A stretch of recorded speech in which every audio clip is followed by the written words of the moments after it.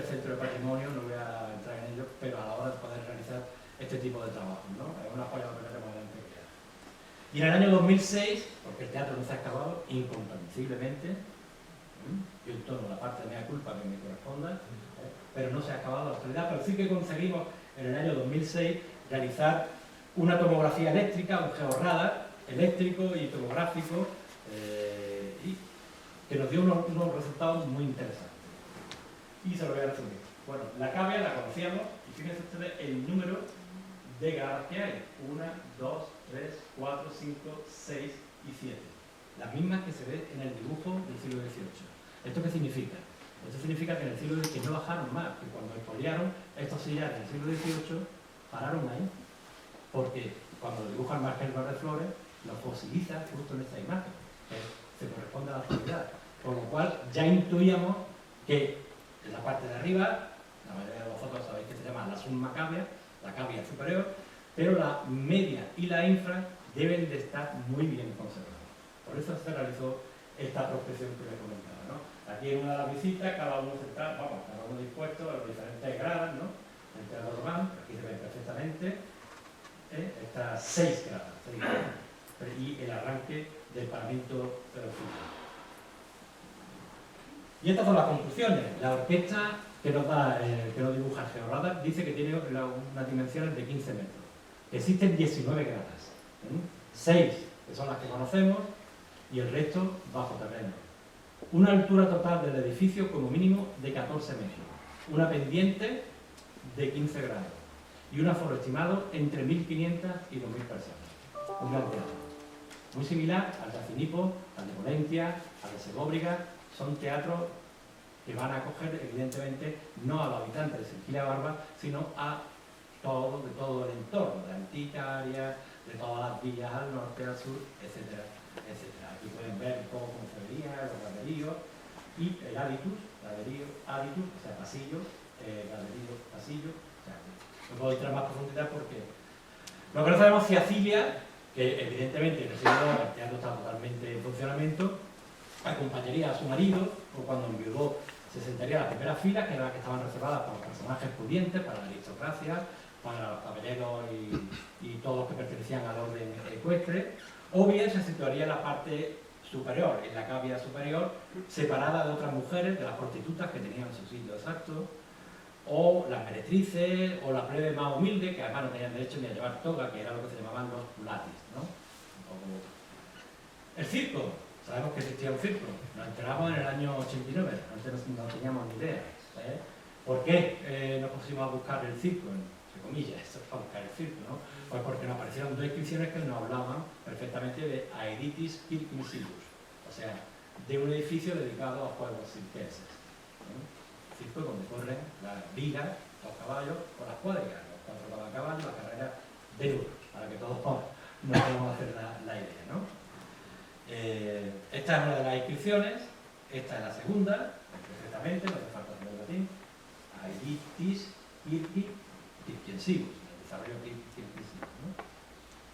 Lo pusimos a buscarlo hasta que lo localizamos por fotografía aérea. Yo no sé si de ahí se ve perfectamente la imagen que está dentro de este marco de color rojo.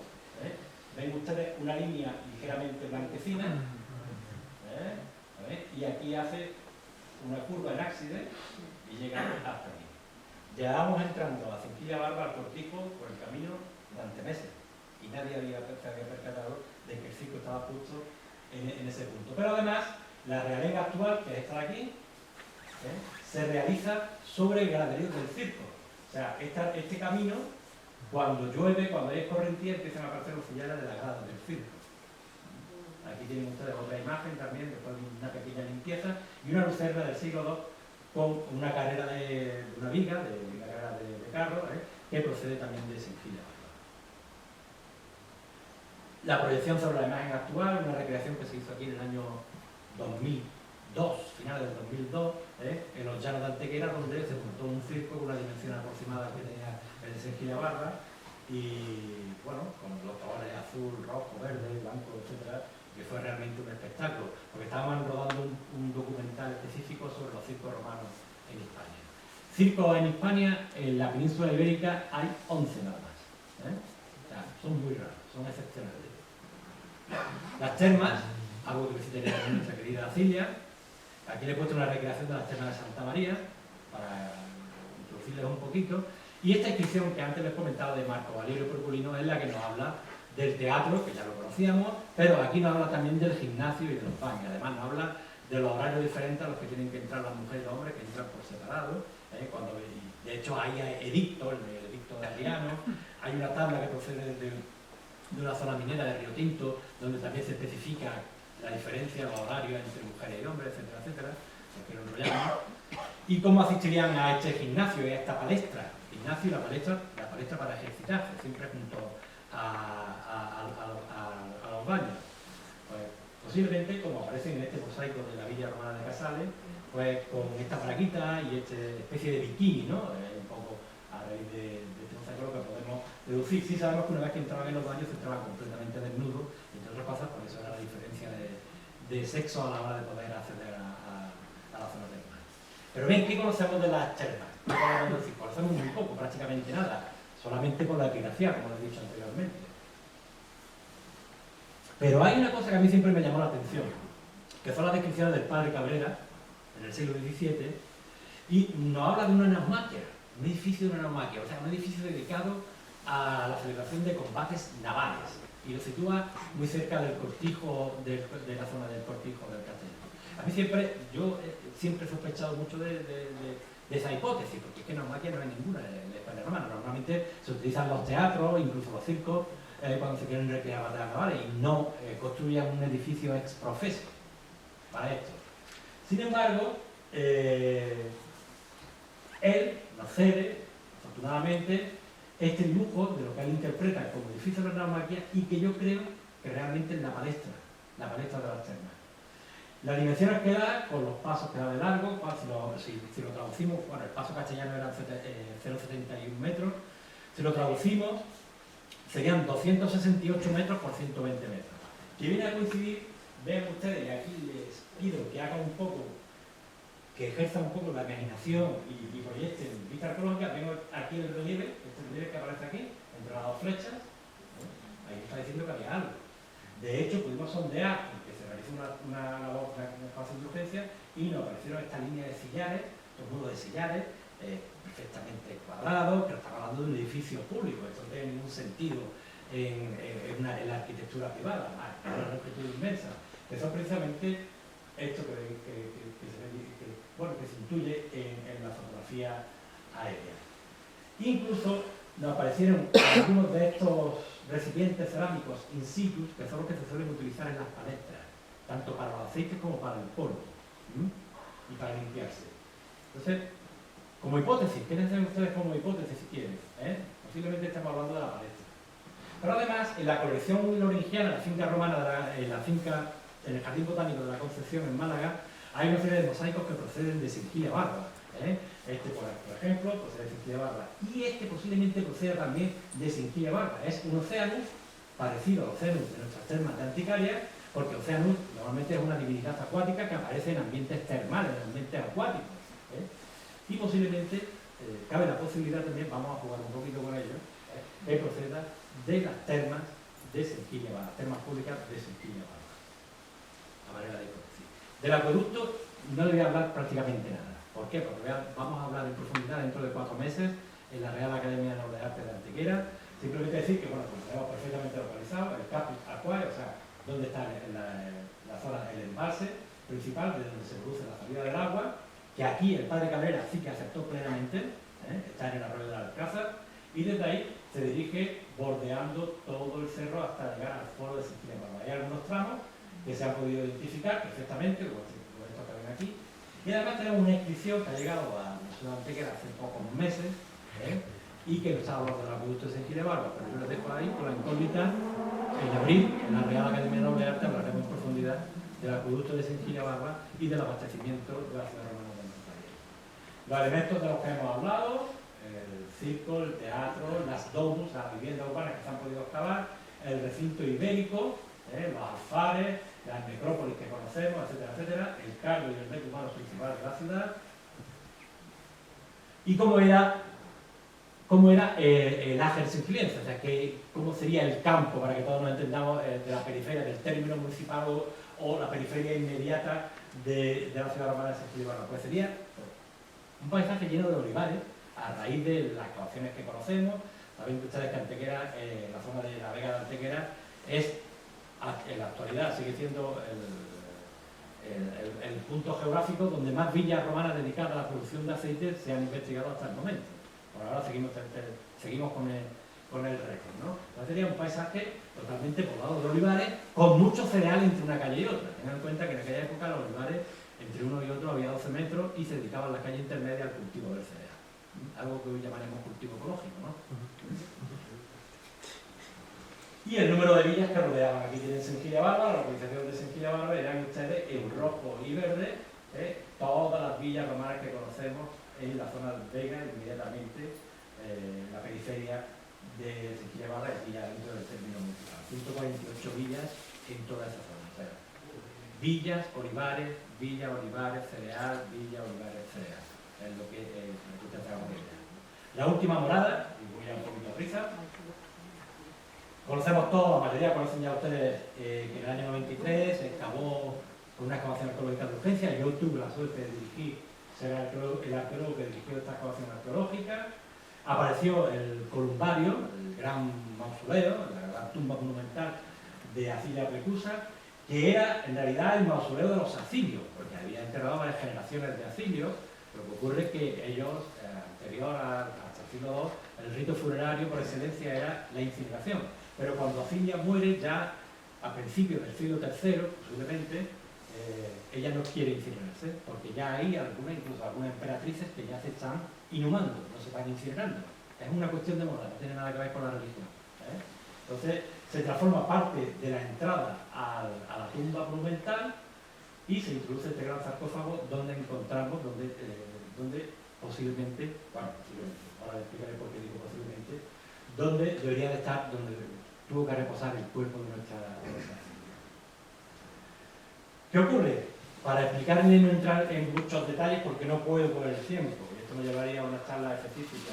A partir del siglo V y del siglo VI sabemos que la bóveda de medio cañón que has visto en la imagen anterior, toda la bóveda se desploma. El Guadalhorce está a muy pocos metros, al sur de la tumba. La ejercida del Guadalhorce, un saqueo intencionado desmontando dovelas, porque esto es como un depósito de agua, como el depósito que tenemos en el cerro, ¿no? Solamente se veía la parte de la bóveda, el resto estaba bajo tierra. Cae, se desploma completamente, aquí ven todas parte de las bóvedas, como caen sobre ya terreno colmatado, con varias crecidas. En los arroyones se ve perfectamente cómo está relleno por los arroyones ya del río Guadalhorce. Caen, revientan toda la cubierta, la tapadera del sarcófago, que tiene 15 centímetros de grosor, está hecho de una pieza monolítica, la revientan completamente. ¿Y qué nos encontramos nosotros cuando lo acabamos? Lo que ustedes están viendo aquí, el cuerpo, que luego se analiza y es un cuerpo femenino, y cuando seguimos acabando nos encontramos con los restos de otro cuerpo también femenino, incluso una cabeza de cabra. Esto puede estar relacionado con algún ritual, ¿no? Aquí tenemos otra imagen. Entonces es fácil deducir, al no encontrar ni un solo fragmento, todos los fragmentos de la tapadera, y esto sí quiero que haga un esfuerzo ahí por retenerlo, todos los fragmentos de la tapadera del sarcófago estaban fuera, no había ni un solo fragmento en el interior. ¿Esto qué significa? Que cuando tiran estos cuerpos de estas mujeres, limpian antes, limpian o saquean, llámenlo como quieran, pero no dejan ni un resto de Acilia Precusa. Las dos mujeres que ahí se enterraron no tenían más de 21 o 22 años, como estuvimos hablando aquí en el año 2016 o 2017, con el patólogo forense que ha realizado el estudio de los restos óseos. O sea, no encuentran, hay una limpieza, hay un saqueo, y los restos que aparecieron en el sarcófago hoy estamos en condiciones de deducir que no corresponden, que no son de nuestra querida Silvia. Sabemos, gracias a esta inscripción de Pulimanio de Manio Rufomagoniano, sabemos perfectamente que entre el 175 y el 180 Acilia Precusa estaba viva. ¿Por qué? Lo sabemos por los cónsules que fechan perfectamente, año tras año, fechan perfectamente la inscripción, no cabe ninguna duda. Cuando nosotros acabamos el columbario, nos apareció el ara funeraria, o sea, el ara donde aparecían los datos, la Cilia Plecusa, la lápida funeraria de hoy día, con los años con el que murió. La mala suerte, voy a decir, no, perfecta, la mala suerte fue que nos aparece la fórmula DMS Dis Manibus Sacrum, dedicada a los dioses manes, los manes son los dioses de la muerte, Aquilia, Plaecusa, Sing, Bardens, pero está rota justo donde comenzaría, donde la fórmula Annorum Salvados. Y ahí tenemos que esforzarnos, ¿no? Entonces nosotros hemos hecho, si quieren, una propuesta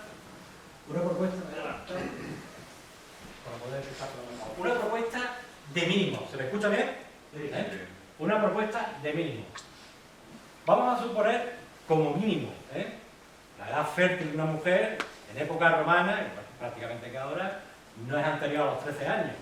Vamos a suponer que siendo esclava queda embarazada cuando tenía entre 14 y 16 años.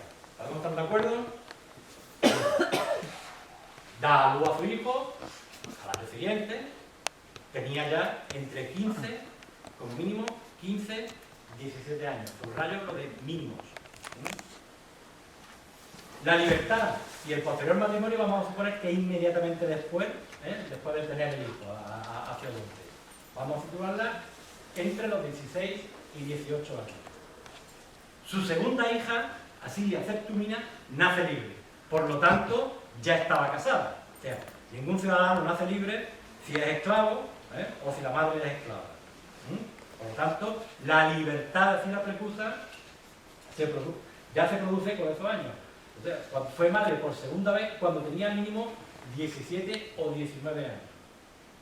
Esto es un poco complejo, pero les pido un esfuerzo para seguir un poco el hilo argumental.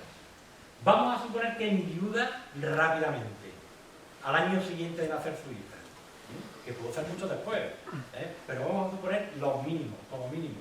Enviudó con 18 con 20 años, inmediatamente después del nacimiento de Septumina, a manera de hipótesis. A su hijo Flegonte, en una de las inscripciones que hemos visto con anterioridad, le dan, obtiene lo que se llama ornamenta de curionaria, o sea, la dignidad de senador. No puede ser senador porque nace esclavo, pero lo máximo que podía ostentar es a los que se llamaba ornamenta de curionaria, o sea, dignidad, vestir como un senador. Entonces, la edad mínima para obtener los ornamentas de curionaria es de 17 años. Por lo tanto, en ese momento, su madre ya había cumplido como mínimo 31 y 34 años. Le subrayo que esa inscripción con los ornamentas de curionaria de Flegonte se la dedica la madre al hijo. Asilia Plecusa homenajea públicamente a sus nietos. Para homenajear a un nieto no puede ser un inmaduri, que es lo que se llama inmaduri, o sea, tiene que tener como mínimo 14 años. Estamos hablando ya de los nietos. En ese momento, Asilia Plecusa tenía que tener como mínimo, 46 años. Esto, que se suelta en 5 minutos, imagínense, el leer directamente las fuentes, las epigrafías, es bastante complejo, pero creo que es indiscutible los mínimos. Por eso los cuerpos de las dos mujeres que aparecen en el sarcófago, aparte de las circunstancias arqueológicas, no pueden pertenecer a Asilia Plecusa, porque esos cuerpos tienen como máximo entre 21 y 23 años. Imposible. Bueno, pues aquí lo ven un poco. Si nuestra hipótesis argumental son 46 años como mínimo. En el mundo romano, miren ustedes, el 9% o entre un 9 y un 11% de las mujeres, esto lo sabemos por la epigrafía, porque parece la fórmula Noble, la mayoría que pasaban de los 22 años sobrepasaban los 60. En los estudios de población que se han hecho a nivel general de España. O sea, que no sería raro que llegara incluso a los 60 y tantos años. Incluso tenemos a una mujer de Sengida Barba que muere con 82 años. O sea, que no es tampoco nada raro. En nuestro museo, ya para terminar, hemos visto nacer a Asilia Plecusa, la hemos visto con otros personajes de la sociedad romana, las prostitutas vestidas de rojo, las lupas, la esclava, etcétera, etcétera. La hemos visto casarse, hemos asistido a su matrimonio con nuestras recreaciones a lo largo de estos 11 años. Aquí, Alcira Precuza y Manuel Cilio Frontón nos enseñaron su propia villa, simulando la villa como el museo. Enterramos a Manuel Cilio Frontón, asistimos al discurso que Alcira le dio a Valio Máximo por liberarnos del cerco de los mauros y finalmente asistimos también al enterramiento, a los rituales funerarios de la muerte de Alcira Precuza. Así que nada más, muchísimas gracias, estoy a vuestra disposición.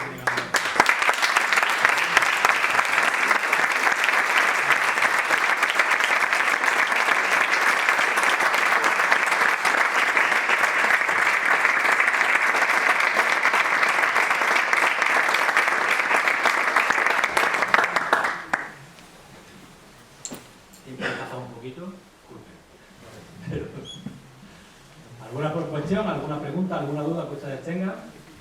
Hizo referencia, no sé si se me ha pasado a mí, de que iba a comentar por qué saben que la puerta era de bronce. Sí, porque en la inscripción, no lo he citado, en la inscripción que les comentaba de la basílica aparece Montanus, un personaje de Sengilla Barba del siglo II, aparece Montanus donando la solería de mármol y puertas de bronce con sus valvas, las puertas de bronce. Eso lo sabemos. ¿Alguna cuestión más? Yo tengo una duda que alguna vez que me ha comentado, pero en relación con el por qué cae Sengilla Barba. Yo hasta haber escuchado una hipótesis que decía que era por una invasión de los mauros, o vi otra posterior con otro apoyo de Sengilla Barba a Carpato, no sé, algo he escuchado tuyo, no sé tuyo. Bueno, la teoría tuya sobre con los mauros no cae, porque luego le dedican una inscripción en el foro de la ciudad. Evidentemente con los mauros hasta la evidencia demuestra que no caen con los mauros. Tuvo un momento de aprieto, igual que lo tuvo Itálica, donde hay otra inscripción dedicada exactamente al mismo personaje, calcada de esta, para que los mauros no caen. Vamos a ver, posiblemente, y yo de Manuel Acien, que en paz descanse, para mí es el mejor medievalista que ha tenido nuestro país en muchísimos años, ahora me repito. Manuel Acien estudió muy bien la sigila, o sea, la Sengilla musulmana, andalusí, que sería el término correcto. Y parece ser que Sengilla se declaró a favor de Omar y Hasún, fue rebelde contra el califato incipiente. Por lo tanto, hay una orden de Abderramán III de desalojar, destruir todas las ciudades que fueron fieles a Omar y Hasún. A mí me parece la hipótesis, aunque luego siempre queda una población residual, no para todo el mundo allí, pero queda una población residual que llega hasta el siglo XIII, según las cerámicas que aparecen en ese siglo.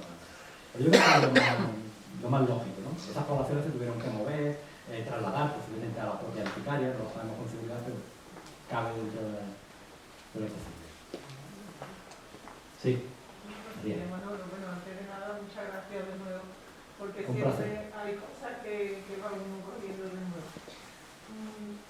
A mí me ha surgido una duda sobre la extracción del mármol, Sí. del total. ¿Son las mismas canteras que hasta hace poco? Son prácticamente las mismas. Hay un estudio muy bueno, de muchísima calidad, realizado por José Beltrán, por Pepe Beltrán, catedrático de la Universidad de Sevilla, los Azuaga y un equipo, un proyecto de investigación que duró 5 años, en el cual también tuvimos la oportunidad de participar, porque sí se ha hecho investigación en Antequera, se ha hecho mucha investigación. En concreto, desde la Oficina Arqueológica Municipal se han participado en 7 proyectos diferentes de investigación, de diferentes universidades, algunas de ellas internacionales. Y entonces se van colocando los puntos de cantera, comparándolos con los frentes de cantera. Y hay una cantera muy especial, que es la que está en la Ciudad de las Cabras, cuando subimos por las Pedrizas, vamos a Málaga, subimos por las Pedrizas, justo antes de llegar a la parte alta, a la derecha hay una cantera que además tiene restos de algunas basas, de algunos fustes, de un frente además de los mejores mármoles que tiene el Rojo Toscano. Y por supuesto el blanco. ¿Y lo trabajaron allí? Lo trabajaban allí y luego trasladaban. Depende del tipo de pieza. Hay piezas que se trabajan en basto, digamos, por decirlo de alguna manera, en la propia cantera, luego se trasladan y aquí se le dan los últimos toques. Por ejemplo, una columna Una columna. la traen ya prácticamente. Una columna se trae prácticamente. Nosotros nosotros encontramos ya hace unos cuantos años en una villa romana que está muy cerca de Senquilla Barba, al lado del Barcequillo, una villa que tenía entre sus almacenes varias columnas que estaban sin terminar, que estaban dedicadas a colocarlas y que en un momento dado se cortó ahí todo el negocio, ¿no? Y estaba haciendo el pulimento final, ¿no? El pulimento se da ya en obra, directamente ya en obra. Y de hecho hay un estudio de Alicia Canto que habla de una mármol estacionaria, o sea, de una oficina dedicada a la exportación de mármoles, que la vincula con un personaje de Cártama, todo el mundo, lo que hay por ahí no es que yo no puedo enrollar. Gracias. Recuerdo hace unos años aquí que se hablaba por parte del conferenciante, quizás era este médico forense del que hablaba. Alfonso Palomo Laura. Quizás fuera esa donde se hablaba de que los huesos, entiendo que eran los que estaban en el sarcófago, pertenecían, verdaderamente había sido una esclava porque tenía una deformación en los huesos. En la pelvis, tenía una patología de la pelvis que incluso la aproximó a los alfareros. Una patología que tienen los alfareros. Y entonces lo que hablábamos es de estas chicas de 22 años. Hablábamos de estas chicas, pero no hablábamos de cine. ¿No? Exactamente. Entonces, O sea, la patología es válida. Simplemente la identificación es la que no... Bueno, como siempre, gracias y enhorabuena Un placer. por esa labor de investigación que tiene incansable, ¿no? Y que nos ilustra, por supuesto, a todos los que asistimos a escucharla. Y te quería preguntar, ha hecho dos veces referencia al recinto ibero de la propia Singilio. ¿Qué referencias tenemos de ese recinto ibero? Muy pocas, algo, porque no se ha acabado, pero en topografía, no sé si habéis visto las imágenes que puse al principio, se ve perfectamente las murallas, cómo va, que en algunos casos estarían rehechas en época musulmana. Pero el sustrato es ibérico porque se han visto la enorme cantidad de materiales cerámicos que hay en época ibérica. También hay una necrópolis ibérica, que no quiero decir el sitio exacto por cuestiones de seguridad, que se saqueó en un momento dado, pero que aparecieron algunos fragmentos, incluso con cerámica griega, que están en la periferia de Senquilla Barba. Y sobre todo el topónimo. El topónimo es que Singilis es un topónimo ibérico, igual que Anticaria. Y Singilis, en este caso, hace referencia al río Singilis, al Genil, que su transcripción podía ser lenteja, según los filólogos. Ahí no entro. Pero la referencia es con el Singilis. Y siempre nos habíamos preguntado qué relación, por qué con el Singilis y no con el Guadalhorce. Porque el Singilis, al norte, a 20 kilómetros al norte de Senquilla Barba, es navegable. Con barcas de poco calado. Y entonces Anticaria tiene una opción que es única con el tema de la producción de aceite, que es que tiene la doble salida. Tiene la salida por el puerto malacitano, pero tiene la salida también por el Guadalquivir. En la desembocadura del Singilis, sabéis que es un afluente del Guadalquivir. Hoy día, cuando se cierra el estrecho, que es con bastante frecuencia, el temporal, ¿verdad? El estrecho se interrumpe. Imagínense en época romana, en el siglo II, el siglo III después de Cristo.